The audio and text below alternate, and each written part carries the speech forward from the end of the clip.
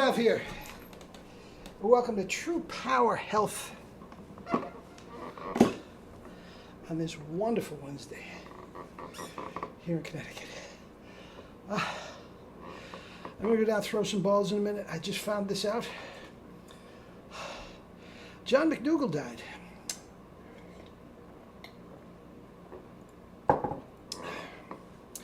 Now, I tell you what. Couple things going through my mind. He died at 77. Guys, that's too soon. That's too soon. Now, I got a theory on it, but I mean, my mother didn't take care of herself one day out of her life. One day. She's 93. See what I'm saying? Now, the quality of life being what it may, blah, blah, blah, blah, blah, blah. 77 is too soon. Man, I got about 4 more years if that's the case. I'm going to go to 127, man. Don't worry about it. I'm going to be here long before all of you watching this video. But anyway, there's another way you can look at it. And I think there's something to this. I'm not trying to say, well, you know, if he had carnivore, he would have. No. He had a massive stroke when he was 18 years old. If anybody follows him, you know that he walked with a pronounced limp his entire life. So if you're having a stroke at 18, guys, you got to think you're not going to make it to 30. So for him to go to 77, you can look at it that way. I don't care one way or the other. He's gone too soon. He's gone too soon. Now, the author of the Star Solution, I love that book. Got the Star Solution. The healthiest diet on the planet, blah, blah, blah, blah, blah, blah. I mean, I devoured everything he said. And guys, for the longest time, whenever I was in a clinical situation, you know, doing a talk or something like that, well, you know, John Doe says this. I don't care. McDougall says this. Well, where are you getting all your data? McDougall. Well, who says that? McDougall. Shuts him right up.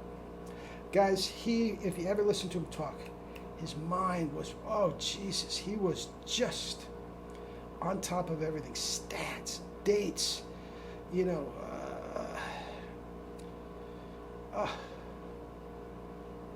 just an incredible mind, guys, and he just gone too soon. Now, I am a little more towards the fruits as opposed to the starches, but it works. It works. If you just eat starches like he did, he'd have oatmeal in the morning, shredded wheat, something like that. A salad in the afternoon, and rice, corn, peas, potatoes, pasta at night.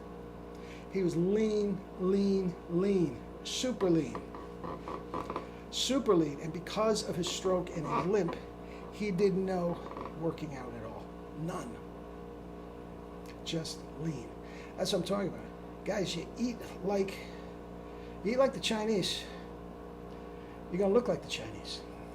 Now, last few years, towards the end of my life, sometimes some of his podcasts, I would cringe. He didn't look good.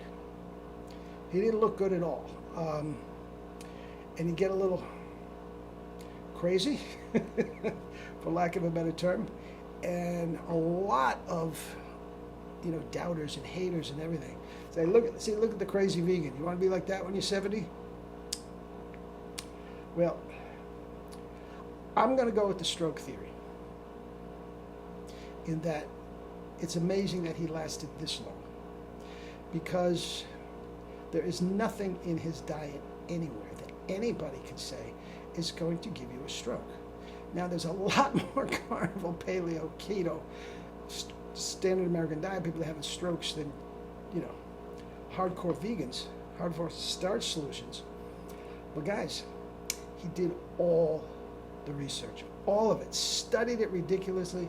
Did research himself up at his compound, Northern California, I believe. Answered several of my emails like within minutes. Very gracious with his time. Towards the end, he got a little sugar phobic, which I'm surprised. He, in his prime, if you want to say that, he just quoted the Kempner diet over and over and over. That is what Walter Kempner, he says Walter Kempner is sort of, well, no sort about it. That is what formed his protocol. Absolutely formed his protocol. Okay? Nathan Pritikin, same thing. Gives kudos to Walter Kempner. But guys, these, Dean Ornish, John Robbins, all that sort of stuff, these are all old school guys. T. Colin Campbell, Caldwell Esselstyn. I mean, we can go on and on. These guys, and they're all in and about his age. Well, Esselstyn's older than him. T. Colin Campbell is older than him. So, again, I am going to go with the genetic makeup of the stroke.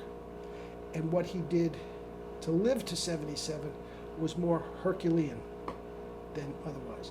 But the fact of the matter is, he's gone too strong. He was right up front, kicking ass and taking names, just calling people out and not listening to it. So many times when you see guys, 250 swings, man. When you see these guys on these clinics and these talks, and they have opposing points of view, and everybody say, well, if it works for you, but I feel like this. McDougall would not do that. He was a bulldog. He'd say, bullshit, that's wrong. Bullshit, that's wrong. And he had all the documentation, the research, charts, graphs, dates, names, cross-referencing. He had everything there to back him up. And people just shut up. I heard him do a thing on the doctors, that stupid-ass show about, and he just shut them up. They didn't have one word to say. The doctor, who's the guy? They're all Botox and facelifts and everything, and they're trying to talk about health.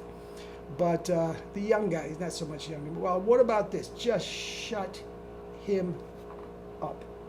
And he was very, very rarely rude. But he did not take crap. He did a thing with Jimmy Moore. I'll see if I can get it, and I'll put it down below. That he just obliterated him. Abused him. Jimmy Moore now in prison for child pornography and rape. But anyway, I digress. John McDougall, wow. Our world, being the plant-based world and all this sort of stuff, is lost a great one. Lost a great one. And God bless you, rest in peace. And I know that his family is firmly implanted in carrying his work on, and he will not be forgotten. Not at all. All right, guys, have a great day. Love you all.